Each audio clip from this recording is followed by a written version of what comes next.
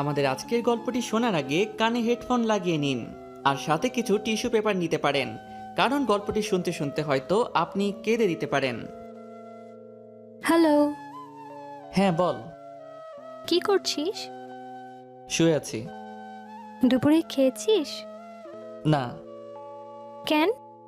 টাকা নেই কাছে, আর মেসে মিল নাই। শয়তান, বিকেল হয়ে গেছে, এখনো খাসনি? তাড়াতাড়ি বাইরে আয়। ছেলেটির নাম শুভ আর মেয়েটির নাম নীলা। শুভ জানে না গেলে সুনামি বয়ে যাবে, তাই আসতেছি বলেই রেডি হয়ে বাইরে চলে এলো। একটু পরই দেখলো নীলা প্রাইভেট করে চলে এলো। তারপর শুভকে তুলে রেস্টুরেন্টে নিয়ে গেল। শুভ এক মনে খাচ্ছে আর নীলা মনোযোগ দিয়ে শুভর খাওয়া দেখছে। এভাবে আর কতদিন? কি কতদিন? কি কতদিন বুঝিস না? আমার টাকায় আর কতদিন এভাবে চালাবি বল? আমার একমাত্র বইয়ের বাপের টাকায় খাবো, তো এতে কিপটামির কি আছে? এই কথা বলেই শুভ আবার খাওয়ায় মন দিল আর নীলা রাগটাকে কন্ট্রোল করার চেষ্টা করছে। খাওয়া শেষ হলে বিলটা দিয়ে শুভকে নিয়ে লেকের পাড়ে চলে গেল। চুপচাপ বসে আছে দুজনেই। শুভ, এভাবে আর কতদিন চলবে বল? অন্তত কিছু একটা তো কর। যেদিন আমি থাকবো না, কিভাবে চলবি তুই?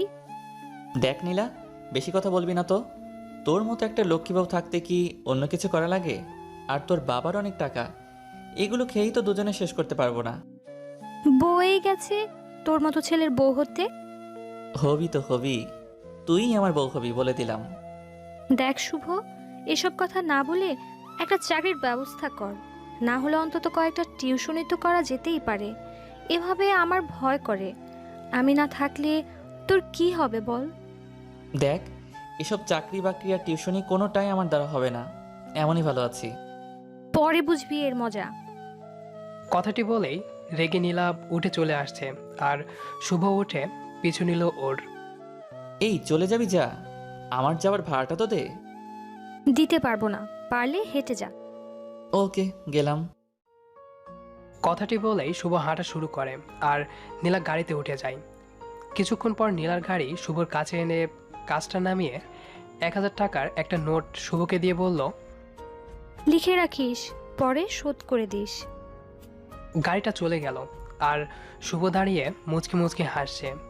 এই 4টা বছরে শুভ এই দিয়ে 1,25,417 টাকা নিয়েছে।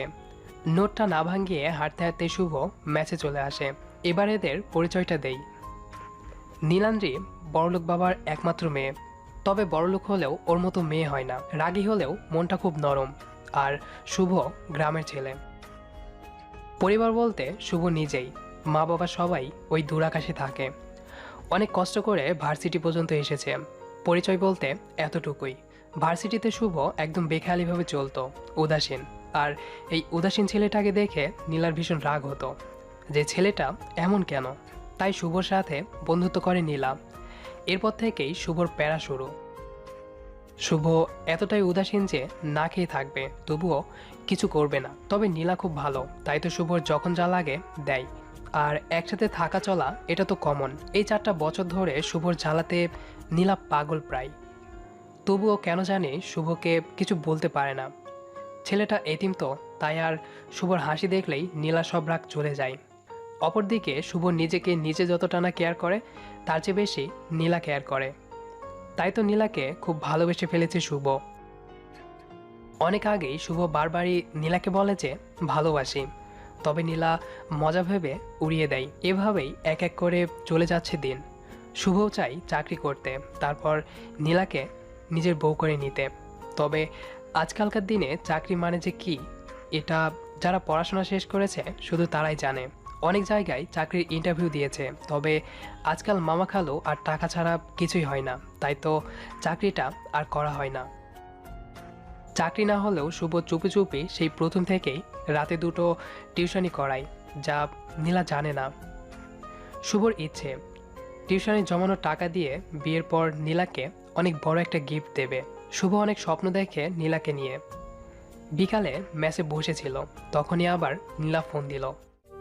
হ্যাঁ বউ বলো। দেখ শুভ, সব সময় আমার মজা ভালো লাগে না।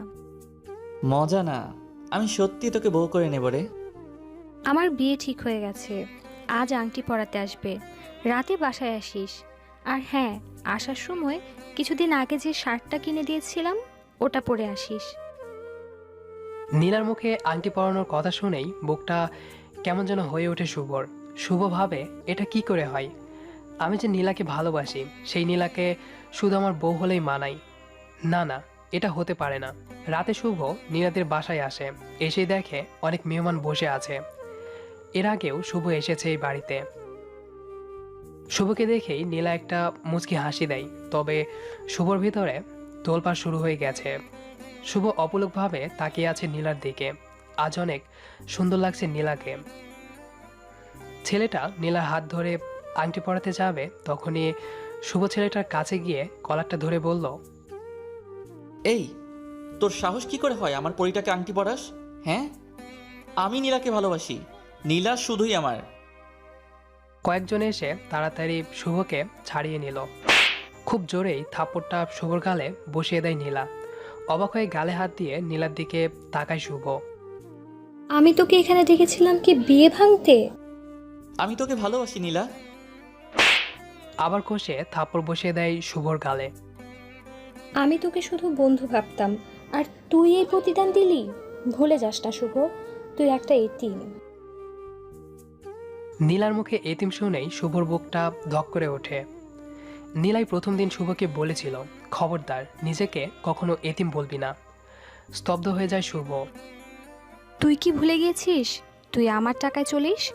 তোর পড়ার টাকাটা আমি দেই, তোর মেস ভাড়া, তোর খাবার টাকা, এমনকি যে শার্টটা গায়ে দিয়ে আছিস সেটাও আমার দেওয়া। একটা এতিম ছেলে তুই, যার কোনো বাড়ি নেই, থাকার জায়গা নেই, একটা টাকা নেই। তোর মতো ছেলেকে এতদিন আমি সাহায্য করেছি কি শেষমেশ আমার পরিবারকে তুই ছোট করবি এই জন্যে? তোর টাকা লাগবে তো নে, দিচ্ছি, দাঁড়া। বলেই নীলা ঘর থেকে একটা বান্ডিল এনে শুভর পায়ের কাছে ফেলে দিল। নে টাকাটা রাখ, তবুও এখান থেকে চলে যা, চলে যা আমার সামনে থেকে।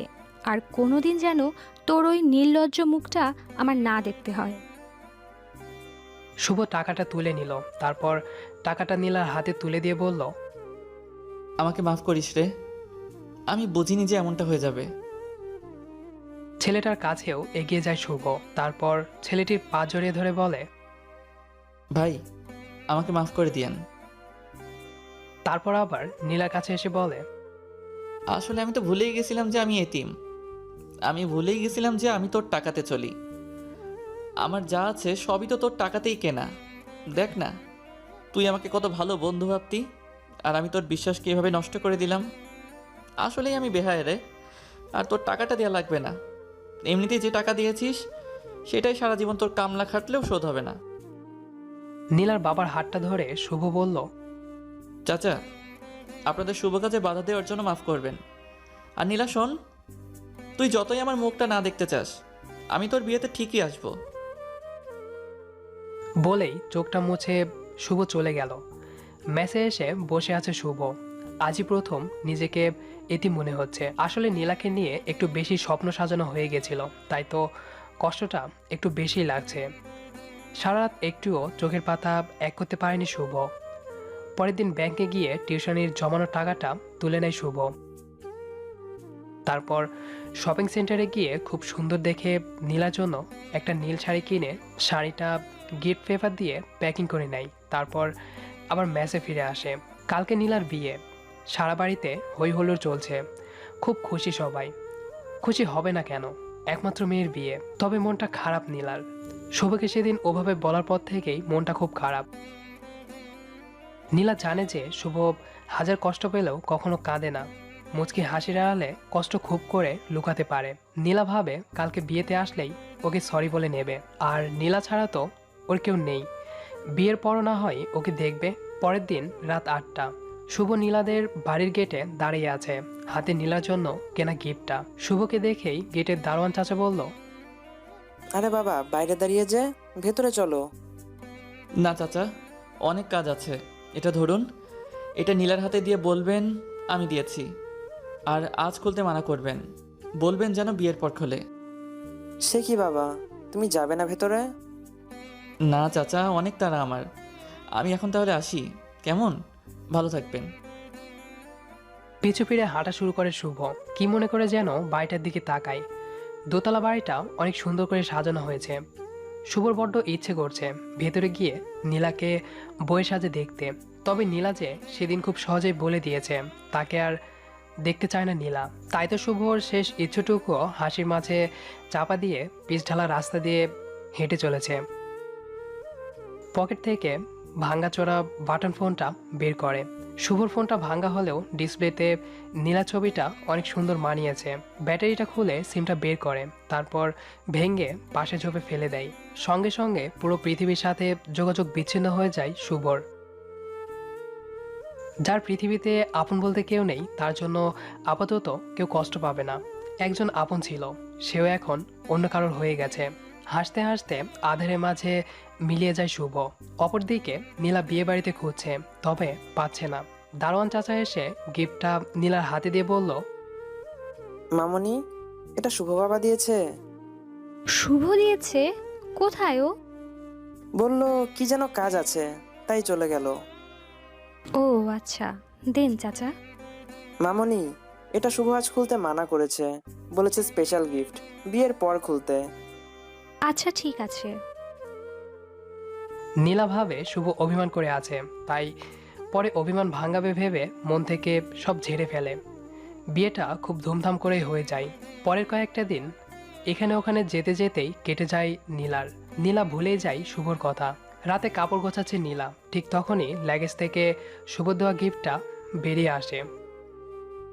তাড়াতাড়ি নীলা খুলে দেখে খুব সুন্দর একটা নীল শাড়ি। মুচকি হাসে নীলা আর ভাবে পাগলটার চয়েস আছে। শাড়িটা তুলতেই একটা ছোট্ট প্যাকেট বেরিয়ে আসে। প্যাকেটটা খুলতেই নীলা অবাক হয়ে যায়। অনেকগুলো টাকা, সাথে একটা কাগজ। তাড়াতাড়ি কাগজটা খুলে নীলা পড়তে শুরু করলো। কি রে, কেমন আছিস বউ? রাগ করিস না, তোকে বউ বলেছি বলে। কি করব বল, অনেক যে ভালোবাসি তোকে। জানিস তো, আমি ইচ্ছা করেই তোর থেকে টাকা নিতাম। তোর থেকে আমি মোট 1,25,417 টাকা নিয়েছিলাম। এখানে টাকাটা আছে। ভাবছিস এত টাকা কোথায় পেলাম? তোকে না বলে 2টো টিউশনি করাতাম রে, সেটা থেকেই জমিয়ে তোর জন্য রেখেছিলাম। ভেবেছিলাম তোর সাথে আমার বিয়ে হলে তোকে এটা দিব, কিন্তু তা তো হলো না। তাই তোর বিয়েতে এটা দিলাম। কোনো দিন তো তোকে কিছু দিতে পারিনি, বেহায়ের মতো শুধু নিয়েইছি। তাই প্রথম ও শেষ একটা গিফট দিলাম। শাড়িটা হয়তো ভালো হয়নি, তাই না রে? কি করব বল, তুই তো জানিসই আমার চয়েস খারাপ। তবুও শাড়িটা পরিস কেমন? আর তুই বলেছিলি না কোনো দিন আমার মুখ দেখতে চাস না। একদম টেনশন নিস না, আর কোনো দিন তোর সামনে যাব না। জানিস তো, তোর সাথে চলতে চলতে ভুলেই গেছিলাম যে আমি একটা এতিম। তুই ছাড়া আমার কেউ নেই। তবে সেদিন আমাকে এতিম বলে মনে করিয়ে দিলি। অনেক অনেক ধন্যবাদ তোকে।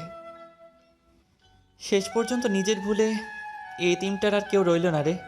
তাই পুরো পৃথিবীর থেকে সংযোগটা বিচ্ছিন্ন করে নিলাম। পারলে মাফ করে দিস কেমন? আর কোনো দিন তোর এই বেহায়াটার মুখ দেখতে হবে না। দোয়া রইল তোদের সাংসারিক জীবন সুখের হোক। ভালো থাকিস বউ। যদি কখন আবার হয় দেখা, যদি পথ দুটো না হয় একা, তবে রোজ রাতে আমি তারা হয়ে জ্বলবো তোর ইশারায়। চিঠিটা পড়ে চোখের জল যেন বাধা মানছে না নীলার। তাড়াতাড়ি ফোনটা নিয়ে ফোন দেয়। ওপাশ থেকে সুন্দরভাবে ভেসে আসছে, এই মুহূর্তে আপনার কাঙ্ক্ষিত নম্বরে সংযোগ দেওয়া সম্ভব হচ্ছে না। হু হু করে কেঁদে ওঠে নীলা। রাতে গাড়ি নিয়ে বেরিয়ে পড়ে শুভকে খুঁজতে। তবে সারা শহর খুঁজেও আর পায় না। পাবে কি করে? সে যে আজ চলে গেছে না ফেরার দেশে। গল্পটা লিখতে আমি নিজে অনেক কেঁদেছি। আম্মু বলেছিল কাঁদছিস কেন?